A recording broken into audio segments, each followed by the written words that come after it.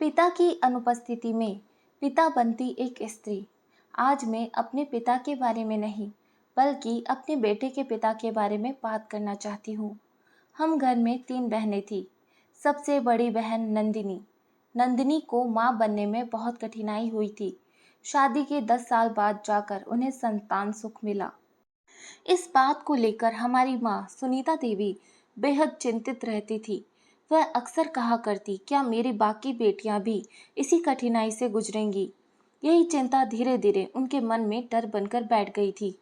जब मीरा की शादी हुई तो विदाई के समय माँ ने कहा, कोई गर्भ निरोधक उपाय मत अपनाना, जो होना है होने दो, बस समय पर एक बच्चा कर लेना।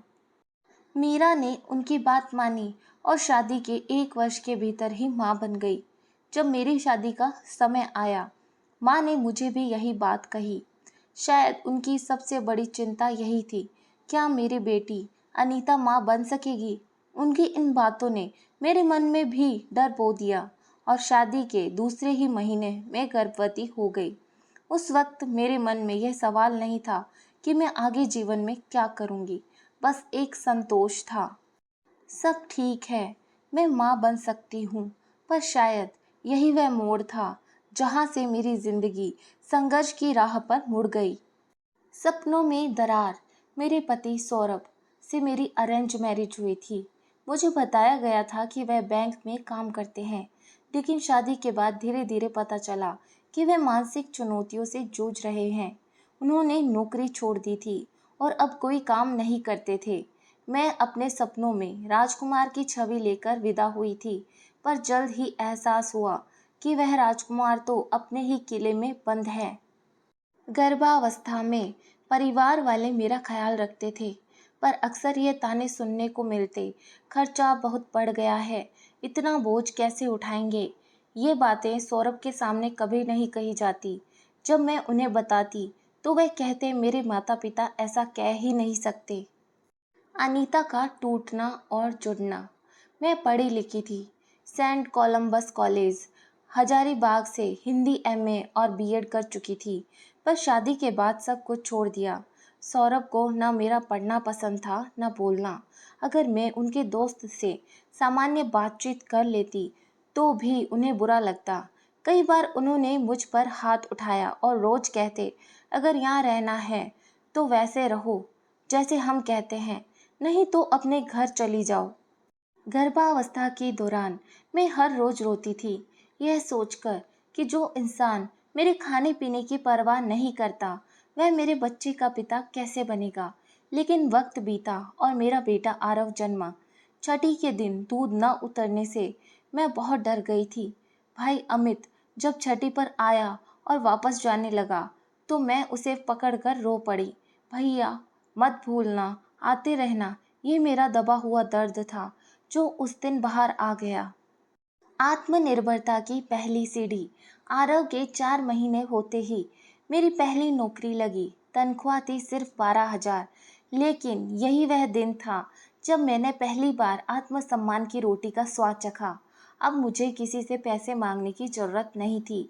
मैं अपने बेटे की किताबें, कपड़े और दूध खुद खरीद सकती थी। बेशक छोटे बच्चे के साथ नौकरी करना कठिन था। कई बार दूध बहकर कपड़े भिगो देता और मैं स्टोल से ढककर पढ़ाती, पर यही संघर्ष मुझे मजबूत बना रहा था। पिता का सहारा। मेरे पिता गोपाल जी ने मेरे संघर्ष में सबसे बड़ा साथ दिया। वह अक्सर कहते, बेटी तू मजबूत रह, आरव को हम संभाल लेंगे। वह मेरे बेटे की देखभाल करते ताकि मैं स्कूल जा सकूं। उधर सौरभ का रवैया कभी नहीं बदला। उन्होंने न 1 रुपया दिया, न परवरिश की जिम्मेदारी निभाई। उल्टा कहते, तुमसे शादी करके मेरी किस्मत खराब हो गई। इन तानों से मैं हर बार टूटती, पर आरव की मुस्कान देखकर फिर खड़ी हो जाती। लिखना मेरा सहारा। धीरे धीरे मैंने लिखना शुरू किया, पहले डायरी में, फिर कविताओं और लेखों में। एहसास हुआ कि मेरा दर्द सिर्फ मेरा नहीं, हजारों औरतें चुपचाप वही झेल रही हैं। 2018 में मैंने ठान लिया कि अब किसी से कोई उम्मीद नहीं रखूंगी। सौरभ से साफ कह दिया, अब से मैं किसी की पत्नी नहीं, सिर्फ अपने बेटे की माँ हूँ। ध्यान, मोटिवेशन वीडियो और लिखने ने मुझे भीतर से मजबूत बना दिया। अब मैं सिर्फ माँ नहीं थी, बल्कि माँ और पिता दोनों थी। अधूरा सवाल।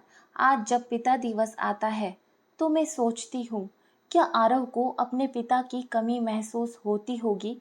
उस पिता की जिसने कभी उसका हाथ थामकर स्कूल नहीं छोड़ा, ना बुखार में रात काटी, ना 1 रुपया उसकी पढ़ाई पर खर्च किया। मैंने अपनी पूरी जान लगाकर उसे हर सुख सुविधा दी, लेकिन एक कमी मैं कभी पूरी नहीं कर पाई, पिता की उपस्थिति। शायद यही मेरे जीवन की सबसे गहरी चुप्पी है।